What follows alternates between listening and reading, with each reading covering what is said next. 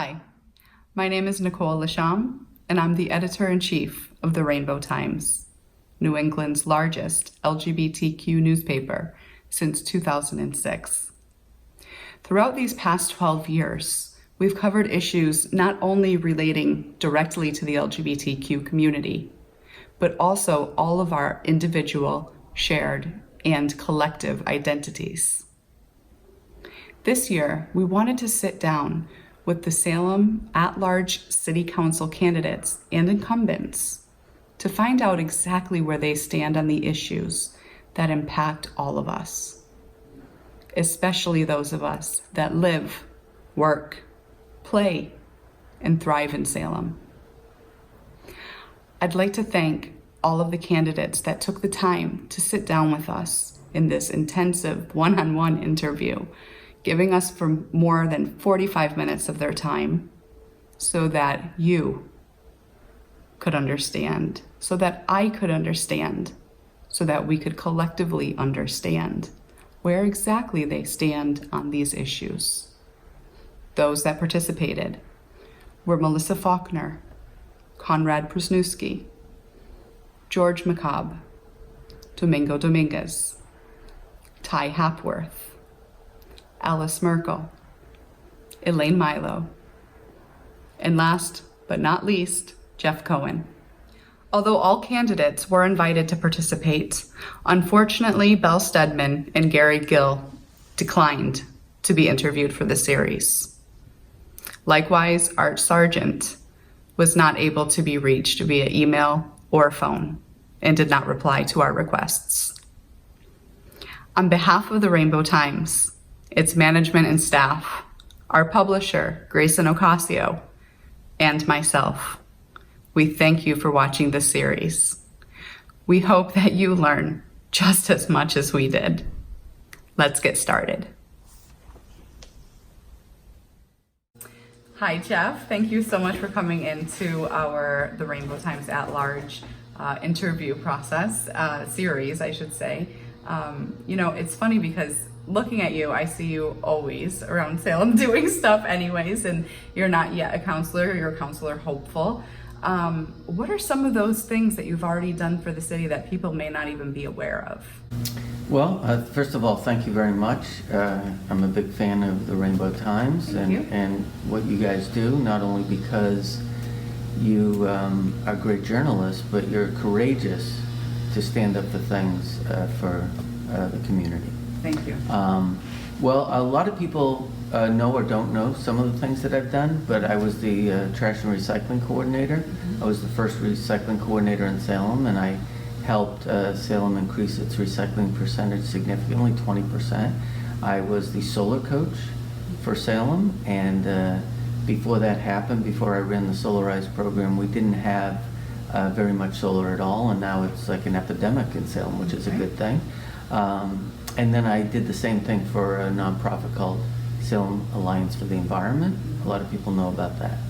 I am the only person in Salem that is the chair of, or a chair of, 2 city boards. I'm the co-chair of No Place for Hate, which has really been the most important thing that I've done. Mm-hmm. And I'm also the vice chair of the Sustainability, Energy, and Resiliency Committee. And those are things that I really take to heart because I'm a volunteer, but I'm so serious about the work that we do together and for the city that I treat it like it was a full-time job. Mm-hmm. There's 2 other things that I think people may not know about me. I'm on the Leadership Council for Salem for All Ages, and I am a board member of Project Out, mm-hmm. which I'm really grateful that I was asked by people like you to be on the board. And that, of course, is to help trans and non-binary people be their authentic selves. So that's some of the things that I've done in Salem. So you haven't been busy at all? Well, I mean, my wife Flora, who a lot of people know, who's a really productive person, she used to tell me that I do more stuff that I don't get paid for than what I get paid to do. Mm-hmm. And that's really my intention in wanting to be a city council, is to really convert completely to the boards, commissions, nonprofits, and the city council. You're very passionate, obviously, about the climate. You've certainly done a tremendous amount of work within the city, for the environment. Tell me what you think about the climate crisis. First, are we actually in a crisis versus climate change? And secondly, what are your thoughts about it? You have a lot of experience in that realm. Well, I'm not only the vice chair of the city committee, I'm an original member, started by Jeff Barsnell, myself, 4 or 5 other people of the Citizens Climate Lobby, and that's for carbon pricing. I was instrumental in getting the city council to vote Salem the first community in Massachusetts to have a 100% clean energy resolution, and then in 2018 to encourage carbon pricing legislation. It's the #1 way to mitigate climate crisis. I'm actually a little bit sad, Nicole. Why is that, Jeff? I'm sad because I'm the only candidate running for city council in 2019 who's taking this crisis as seriously as it should be. We have been experiencing this crisis for a long time. Last year, or a couple of years ago, we'd had a 500-year storm. It was the most damage in the history of Salem. So when people say a 100-year storm, it's now happening every 23 years. Okay, so we're really an endangered community. So yes, we are in a crisis. I wrote on behalf of the CERCA, Sustainability, Energy, and Resiliency Committee, I wrote the Green New Deal resolution, and it was passed unanimously. Unfortunately, some of the councilors didn't like some of the language, which they thought was political, but we need to take bold action. For every dollar we spend today, we will save $100 50 years from now. If Sandy was 1 degree off, about a quarter of Salem would be underwater right now. How do we save so much money with that proportion that you just gave about that $1 increment today, and we'll save so much tomorrow? Can you explain that a little Yes, I bit can. more? So a lot of people don't know the difference between sustainability and resiliency. Sustainability is electric cars, solar panels, wind turbines, things like that. That's using the energy that is already in the earth, not taking fossil fuels out, and powering everything. Resiliency is protecting our environment. So, a lot of people talk about seawalls, but that's very expensive.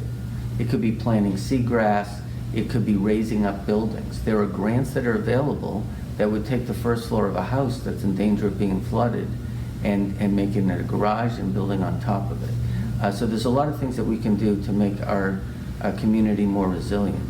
But the reason it's so important is because if a seawall breaks, or Canal Street, Jefferson Ave, and the Point are completely flooded, Derby Street gets flooded, what will it take for us to get those places back to where they were? It might even be impossible. So that's an extraordinary amount of money. It's much better to spend the money now and prevent that. That's like working out, eating your supplements and being healthy, right? Or like getting a physical from the doctor. Getting right? a physical, Yeah. it's preventative, okay? But it's really crucially important, and there's really another key component of this, that the most endangered communities throughout the state, and Salem is one of the most endangered, are the poorer communities. The most endangered, so we got Jefferson Ave, Canal Street, and Derby Street are all significantly endangered. But more than any of those is the Point. And the sad part of this whole thing, it's called environmental justice, is that people with means are able to get a house somewhere else, sell their house, put solar panels on the house. It's much easier for them to participate and to take advantage of what they have and the incentives that exist. But what is going to happen when, several streets in the Point are completely flooded and people don't have a place to live? So one of the things I'll propose is a resiliency ordinance. And what does that look like? Resiliency ordinance would say it would identify the parts of Salem that are really endangered and that could end up being flooding and people won't be able to live there. And we need to figure out where they're going to live. Do we take a school that we don't use anymore, or some public land? What do we do? How do we make sure that the people who live here are safe? So there are things like that. But this is something that we all have to do and work together. I'm very proud that the Solarize program that I ran in 2014 is now going to be the Solarize Plus program. And it's going to be solar, air source heat pumps, hot water, and there's additional money that's going to come into Salem for people at lower income and working class people. So they can participate in things that they weren't able to participate in. Interesting. Those are great concepts and very interesting and very detailed. And I appreciate such specific answers in terms of what we can do locally to sort of combat this climate crisis. You mentioned some things that have a lot to do with development as well, and giving people, a home and a place to go should something catastrophic happen.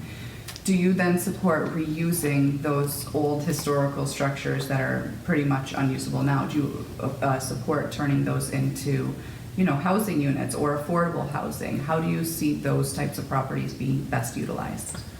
Well, I of course don't want any historic property or any property to be decimated to the point where it can't be used. So I'm all for reuse. I mean, as the recycling coordinator, Right. the only thing better than recycling is reuse and redesign. And we got to think of everything holistically in that sense. So yes, I think we should be embarrassed as a city. One of the reasons I'm running for city council is because after 18 months, after addressing the concerns that councilors who were a little bit resistant had some legitimate concerns, when they were all addressed, it still was delayed. And every time we delay this, we're delaying things like affordable housing or being able to sell the old senior center to pay for the new community life center. So yes, I believe very much in that. I do believe that going forward, so development, environment, all these things have to be connected. And I believe very much that if I'm a counselor, one of the things that we need to do, or I will propose, is that we raise the minimum levels of efficiency and resiliency for any development we have. Okay.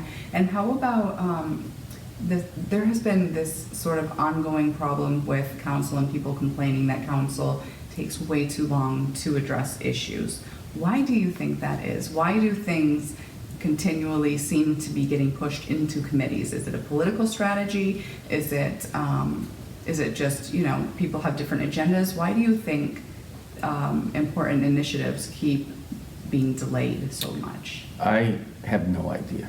I can't get into someone else's head. I believe that when you're elected to be a city councilor, you're representing, for me at large, I would be representing every resident of Salem. Some of the things that have happened that I think are very discouraging is a wage theft ordinance and Spanish language ballots have sat in the OLA, Ordinances, License and Legal Affairs Committee, for too long. They don't seem like they'll ever come up. My view is I'm elected to do constituent services, but I'm also elected to move Salem forward. And not doing anything is just not good enough anymore. Whether it's housing, which is a big issue, development, where we have to be smart of the environment, we really don't have time to sit around and do incremental change and think for a year or 2 years or whatever and think about things. That's not what we're elected to do. And that's one reason I'm running. Right now, I know one of the things that has sort of been frustrating some people is the Traffic and Parking Commission has proposed several regulations to the council. As you mentioned, things sometimes get stuck into OLA and never see the light of day again. In terms of the proposals that were submitted by the Traffic and Parking Commission, which was implemented by the council set up this commission to handle issues relating to transportation, traffic, and parking, and yet their proposals are getting stuck in committee somewhere and not actually being implemented. Do you think that the commission should have more autonomy with what they are doing, and should these proposals be expedited as quickly as possible? I spoke about this at the council the other day. One of the things that I've been preaching is if you're running for city council, you need to be at the city council meetings. I may not get elected, but I've been going to meetings. I speak up on issues that are important to me and people that I think need support. we have this issue on the Sustainability Committee. According to the law, we are supposed to be involved in the process, and we're not always involved in the process. So in addition to making sure that there's an ordinance passed that makes sure that the Sustainability, Energy, and Resiliency Committee has more jurisdiction, I'm very upset that the Traffic and Parking Commission has it. I am grateful that I was appointed and confirmed by the City Council to be on the Sustainability Committee. We have zoning, licensing, planning. They make decisions. They don't just advise the City Council. I'll give you a good example, Nicole. Someone has an operation. They need a temporary handicap parking spot. Right now, they have to go to the Traffic and Parking Commission. They have to escalate it up to the City Council. Over the summer, they didn't meet, or they only met once. 2 months go by, and let's say they vote, yes, you can have it. You may not need it anymore. They should be making decisions. Most of those people were confirmed by people on the existing City Council. Okay, so they obviously felt that their expertise and their passion to fix things. This volunteer commission, made up of really terrific people in Salem, did the diligence you talked about to make sure that there was a plan. And they understand parking. A city council can't understand every issue or be an expert. So yes, I think they should have the jurisdiction they deserve. It should happen immediately.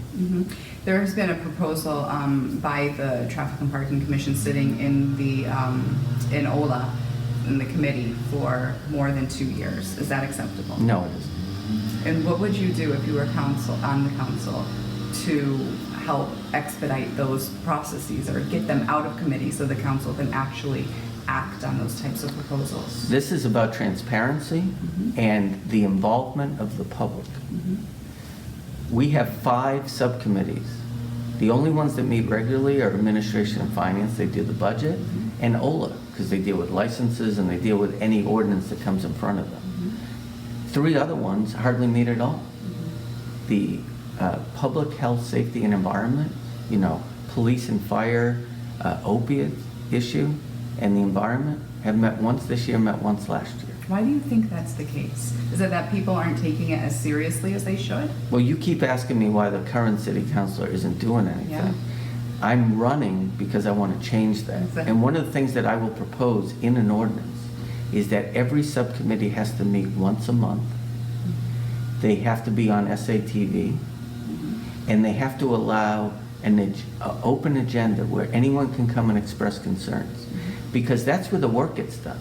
So whether it's wage theft, traffic and parking, or whatever, these things sit in committee. But if the public was part of that process, which they should be on a regular basis, and it was on TV so people who couldn't be at the council could see it, anyone, or watch it, after the fact, then I believe a lot of this stuff would move forward. Because I believe that what happens is when it gets pushed into the subcommittee, it's kind of like no one sees it, out of sight, out of mind. And we need to really involve the public.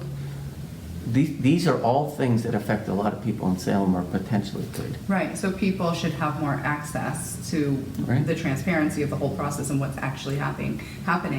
And actually, speaking of accessibility, the streets of Salem, or the sidewalks of Salem, and other sections like Derby Square, for example, where we have this, historic cobblestone and brickwork and everything like that, has not been maintained up to ADA standards for those, with disabilities.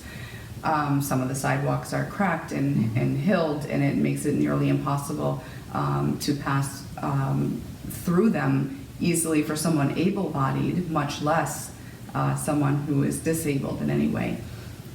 What can we do to address those problems to make Salem more accessible to those who have difficulty navigating around? Well, this is part of the work that Salem for All Ages does. It's not just for people who are, in their 80s. It's for people who are younger. It's for people with disabilities, and it's for children, and it's even for tourists, believe it or not. Okay, we need to be an accessible city in many ways. We need to have better communication. whether it's in different languages or whatever. So as far as the the sidewalks and things like that, I started going to the Disability Commission meetings when they invited me to come and talk about how it would be easier for them to process their trash and recycling. And what I learned was it's a very diverse group. Disability, we all kind of lock into one thing, but 50% of people who are in their 60s or older have some kind of disability. And so I keep going to the meetings. I probably go to half of the meetings or more, because I'm always learning that my perspective as someone who has an easier time navigating the sidewalks is not actually the right perspective. We can all learn from people, and there's a new Legal Women Voters committee being formed, a group to address these things. And so the good thing is we have a Disabilities Commission. We have now a Legal Women Voters group, and these people have to be brought into the city process. I think just like traffic and parking, where they went to every street, I think we really need to identify the problem areas and then address those immediately, and then just keep working on everything else, because it's not just downtown. We have a lot of issues with people being able to navigate through the city. And speaking of downtown, some have discussed the possibility of implementing a business improvement district. Where do you stand on that? I really support BIDs, as people call them, an opportunity zone. So an opportunity zone is where people or businesses can invest in an area. But the BIDs, the Business Improvement District, is really a terrific idea, and we need to take advantage of those kind of concepts.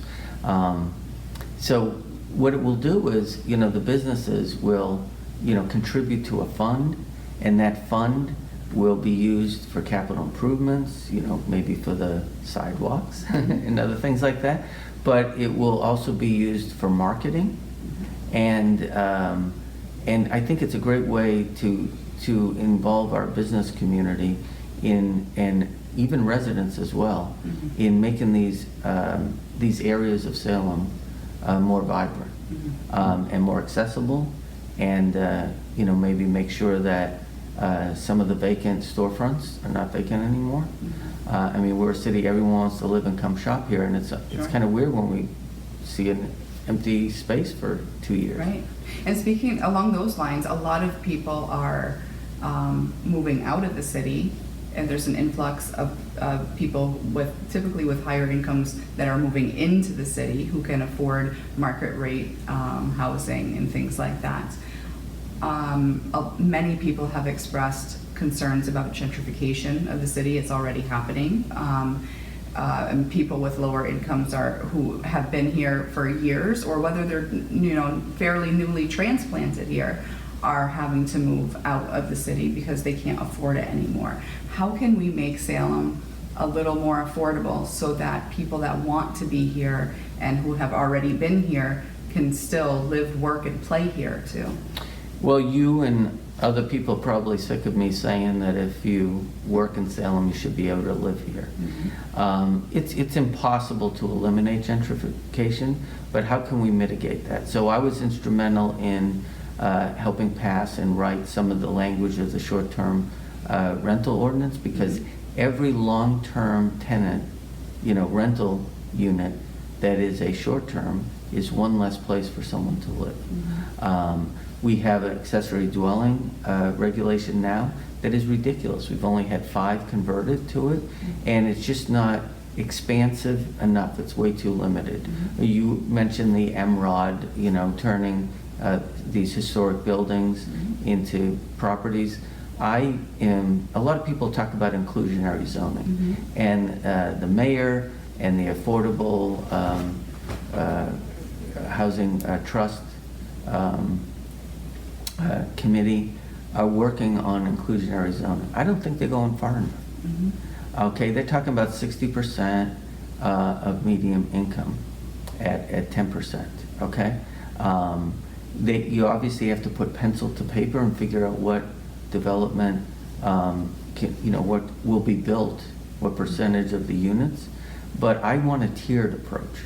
And that tiered approach would have, of that breakdown of units, it would have a certain amount at 60%, maybe a couple at 80%, maybe a whole bunch at 30%, okay? And that, I think, is really the way to go. That's what the CDC was talking about. I also believe that you shouldn't be able to buy your way out and build units somewhere else, that they should be on site. That one of the things that we should encourage, Cambridge has this, is that every neighborhood should have a diverse population, whether it's income or, you know, where people came from or what language they speak or whatever, income levels. I think that really will make things better for our whole community, enrich our whole community. We have a question actually from someone that wrote in to, ask all of the candidates. His name is Felipe, and he lives in Salem. And Felipe poses, he says, there's a clear disparity in the cleanliness and street maintenance of Salem neighborhoods, with poorer areas being less clean and less maintained than wealthier ones. What policies and strategies would you pursue to fix this situation? I don't agree with that question, or the premise of the question. Why? When I was the recycling coordinator, a lot of people would say to me, oh, if you go to the Point, or you go to this neighborhood, in this ward or whatever, it's dirty, it's whatever.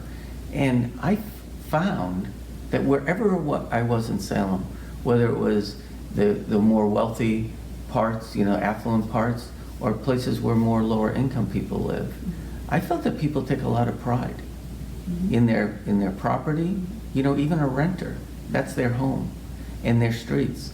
And we could do a lot better at this as far as services, and that brings up something that I was hoping I could mention to you about development. Too many councilors talk about we pay too much in taxes, and then if you raise the property tax, then you have to raise the tenants' rent, or you have to decrease the services. Well, I don't buy that.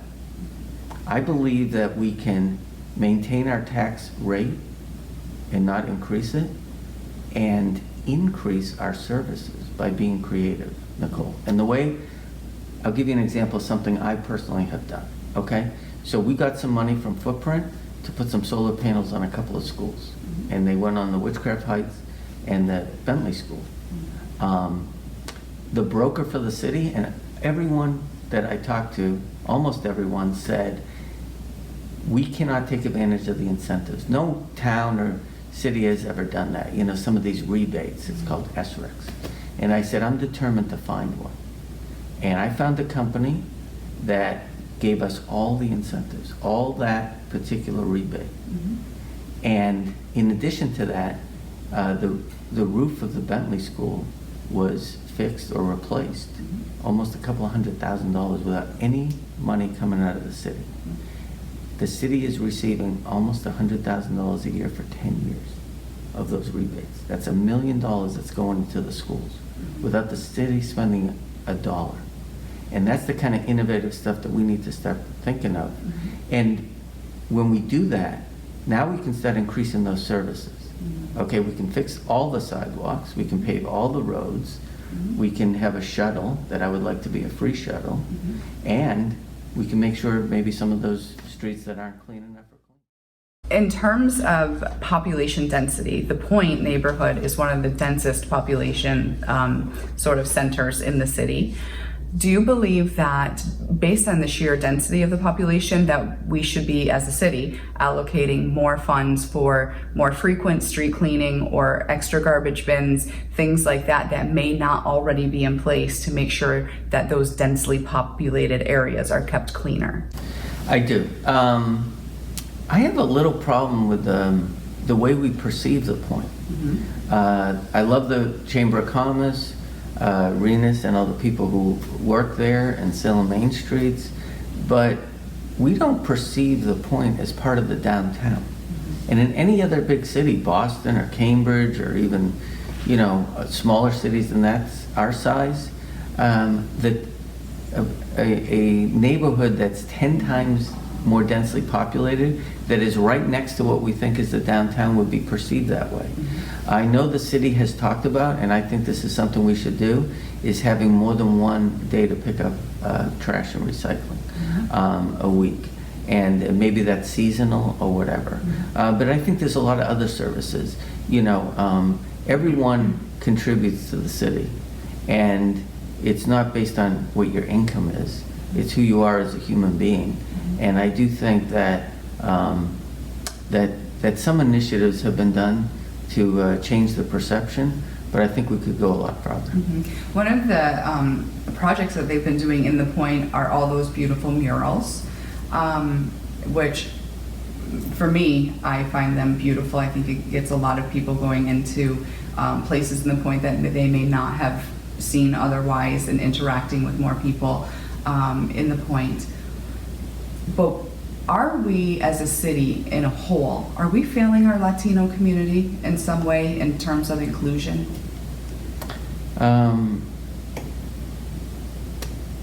Yes, we are. I mean, but I don't think it's just the Latino population. I think it's any marginalized community. It could be, you know, we have some Muslims who live here. We have people who are transgender, who are, you know, not, maybe we don't communicate with as well, we don't treat as well with services. I think we could do better. I think this is actually one of the reasons that, you know, the work I do with No Place But Hate is to see people not as everyone being the same person. You know, there's this idea that we need to have equal opportunity. I like to say we should have an opportunity to be equal. Okay?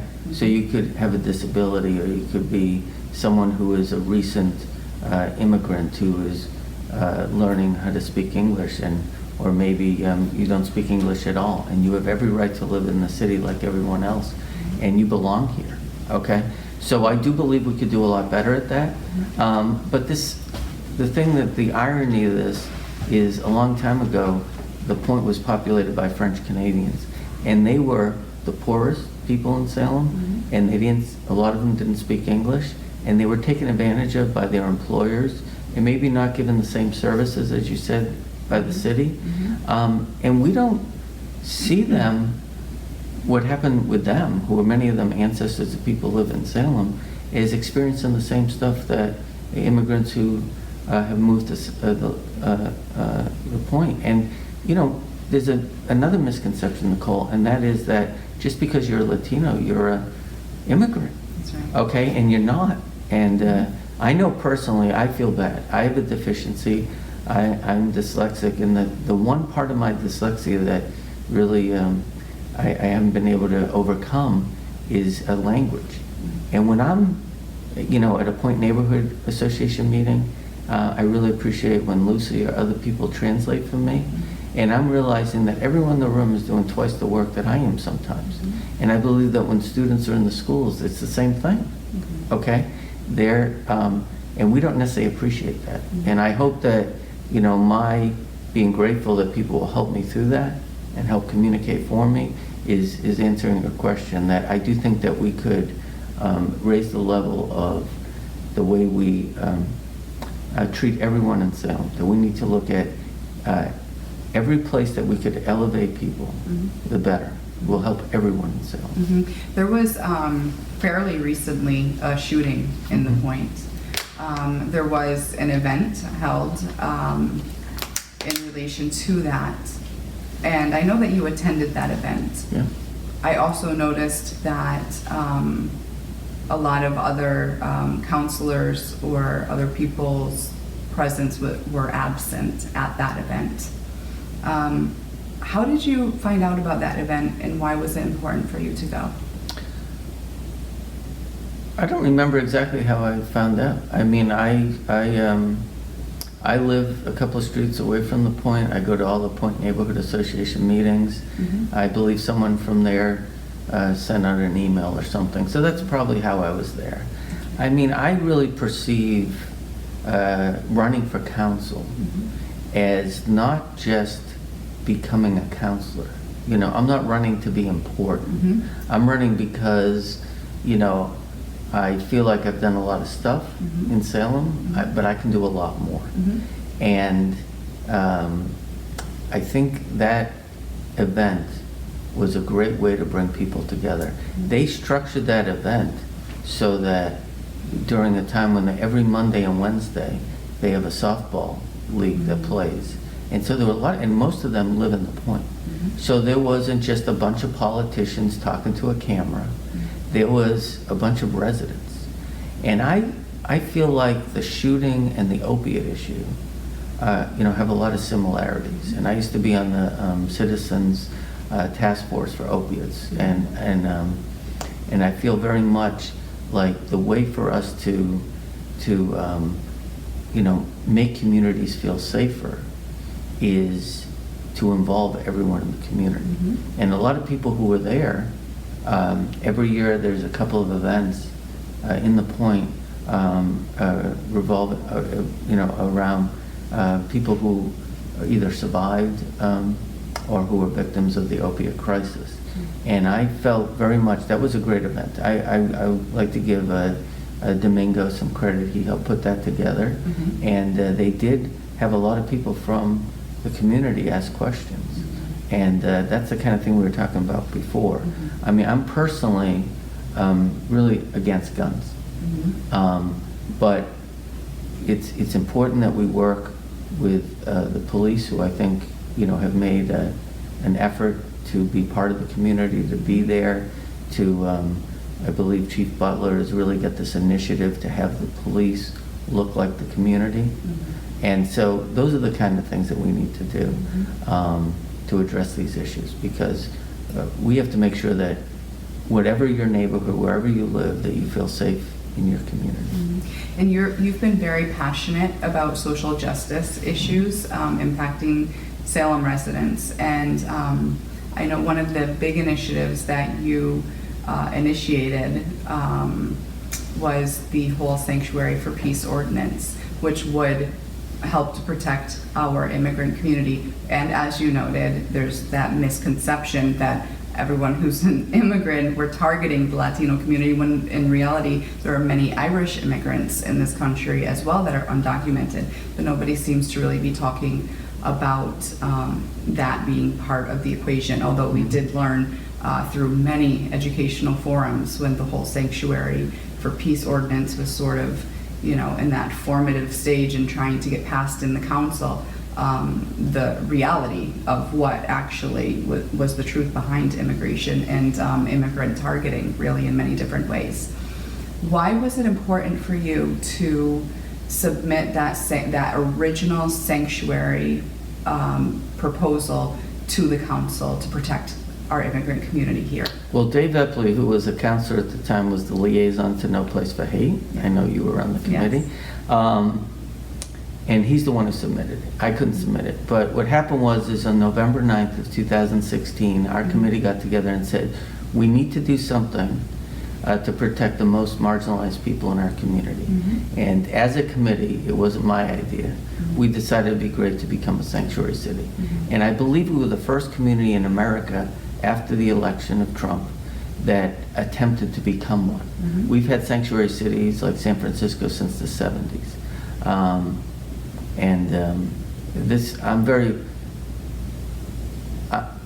I would say that I don't necessarily am running for city council because I want to address issues with everyone in an equal way. I believe that my thing is standing up for people who need it the most. And I did a lot of research, and I wrote what I considered, or I think what the committee considered, was a really strong sanctuary ordinance. And at the time, we thought things were going to get, bad for immigrants and in communities. I don't think anyone realized how bad it was going to get. Right. I mean, the fact that children are now being sent away from a hospital where the only place that they can get the medical attention that they need to stay alive is in Boston, and now they're being told they have to go back to a country where they might die because they don't have that, or we're separating families. And now the administration has decided that we're going to eliminate refugees. We're not going to allow people who are running. No refugee wants to leave their culture, their language, their family. They come here because they're trying to save themselves or their family or someone else. And to me, it's very un-American that we don't do this. So I actually felt strongly in 2016 when I wrote the ordinance and it was accepted by our committee that we needed a strong ordinance. To get it to the council, and this is another reason I'm running, we had to weaken the ordinance. It's not sufficient today. It does not protect people. What would you do to strengthen it? What I will do. What you would like to do? No, what I will do if I'm elected. Okay. Is I will bring back the language that was removed. I'll just give you one example. Right now, we don't ask people questions, okay? That's ridiculous, okay? That's not enough. It's what we were doing. It's great that our police don't do that, okay? But we just codified that.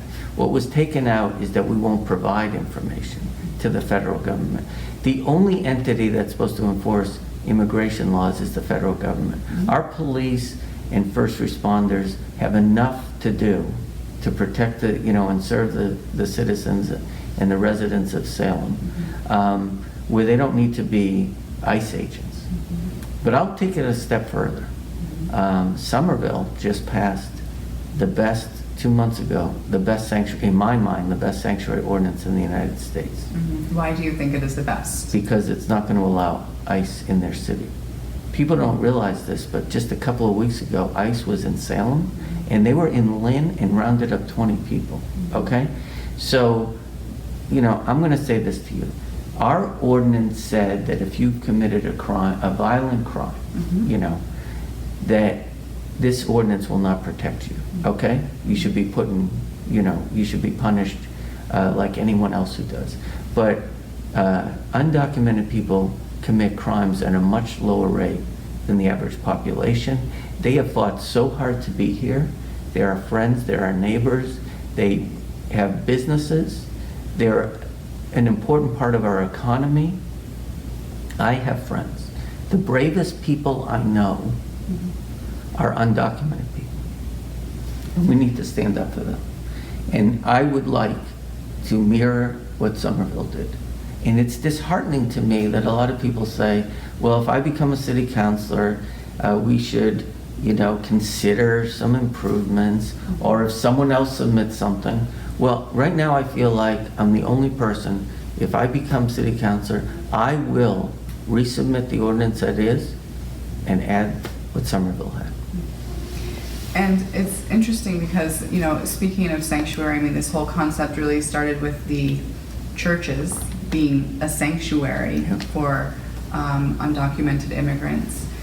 From the national level down, we're seeing a surge of politicians citing personal faith and specific personal religious beliefs as a reason to deny communities rights, such as the LGBTQ community, especially the transgender community, who, they've tried to put a ban in the military, even though we have more than 15,000 trans troops serving our country. And so people are literally using their personal religious beliefs, though, to justify these types of actions. It's happening through Congress all the way down to local municipalities. What are your general thoughts about that? Should someone, when someone's religious belief, or so they say it's a religious belief, because in many times people use religion as a license to discriminate. Does that have a place anywhere in politics? Well, politics is just a thing. It's government. No, of course not. And what's kind of weird is that this year, one of the current at-large city councilors submitted a resolution that wasn't just a resolution. It would actually, even though the city council has nothing to do with the schools other than to yay or nay the budget, okay? And we have a really great thing, it's separation of church and state, and we have a school committee, and it was to change the curriculum to have kind of a religious bent. I was born Jewish. I'm not religious, hardly at all. I think you know this. I'm not sure if a lot of people know this, but I was a victim of a hate crime that resulted in a guilty plea for hate crime. amongst another felony. And I'm not a victim anymore. But it was going after me for what the person thought was my religion, okay? And when religion dictates how people live their lives, I mean, to me, a religion is not being, believing in a God. Religion is what you believe in. And I have no problem with people getting together every week and, conjuring up something. But religion is Eastern religion, where people go and meditate. And I do not believe that any belief that someone has should prevent someone from practicing what they want to in life and their economy. And you brought up, how trans people, other people are affected by this. It's been used as an excuse. It's actually been used as an excuse for genocide throughout history. But I don't have a particular thing like, I didn't grow up saying, I gotta fight hard for trans people or Latinos. I'm just thinking about what my community looks like and who needs the most help. And right now, I think the fact that if someone is trans or non-binary, that they have a much harder way through life. And so when you add religion to it, it makes that path even harder. And I really think we just need to keep religion out of government. And so you would also be against incorporating religion into our schools. I think that was brought up by Councilor Dominguez, was it not? It was. I mean, I think it's sitting in one of those committees. I think so, where yeah. I hope it sits forever. I don't believe that. If you want to go to a church that has a religious school or a temple, whatever, and you want to send your kids to some private school. I mean, I'm Jewish, and my parents sent me to an Episcopalian boarding school, and they didn't make me, go to communion, for example. So I do feel like what you're doing is you're dictating the way people can live their life. But you brought up the fact that our federal government is trying to inhibit people from, for example, serving in the military. I mean, if you're willing to risk your life for our country, you can't, practice your life or live your life or walk down the street or go to school or there are states that actually, if you're gay, I lived in Indiana, you can't be a teacher or a policeman. Okay, and I'm thinking, if you want to teach people, that's serving the community. And why do we put these labels on people that have nothing to do with the person? Okay, I like to say to people that the only people I'm prejudiced against are a-holes. Okay, like I don't know if I can say that on here, but how can I be prejudiced against someone if I don't know them? Okay, and that's what we don't do enough of, is getting to know people maybe who may be a little different than us, and maybe we can learn from them. I know I can. If you're elected to council, what type of councilor will Jeff Cohen be? Well, it can be boring being at the city council meetings because nothing gets done, and I think a lot of people go there. I mean, I know personally I'm going to have to buy a wardrobe, and wear a tie and regular guy shoes and everything like that. But I think a lot of people go and they only vote for things that are in front of them. And I'm going to make sure that their life isn't boring, the other councilors. I have a whole litany of ordinances and regulations and resolutions that I will be submitting almost immediately to address the climate crisis, the housing crisis. We need to fix things, okay? And we need to work together a lot better. So if I'm a counselor, I actually want to say this to you, Nicole. I'm inspired really by a couple of people. My mother, who is the only person I know who put everyone in her life before her, okay? Like, if there's a Patriots game, my wife wants to do something, I might watch the Patriots game. So that may not be me, but I do commit that whether you vote for me or not, I will put you first as a constituent. Another person is Sam Zoll, who was mayor and part of the judiciary, and a really great guy that I was lucky enough to be friends with. And he treated everyone the same. And that's the same thing. If I'm a counselor, even if you didn't vote for me, I will help get that sidewalk fixed, or, you know, I will listen to you, because that's what I do. I try to listen, learn, and that's how I'm better. And so I think I'll be the kind of counsel that everyone in Salem will feel like I will listen to them, but I work hardest on fixing the big issues we have and standing up most and speaking up most for the people who need it most. And those are the marginalized communities. And that's who I am. Thank you so much for coming in, Jeff. It's been a pleasure talking to you. Nicole. Thank Yeah, you. Thank you.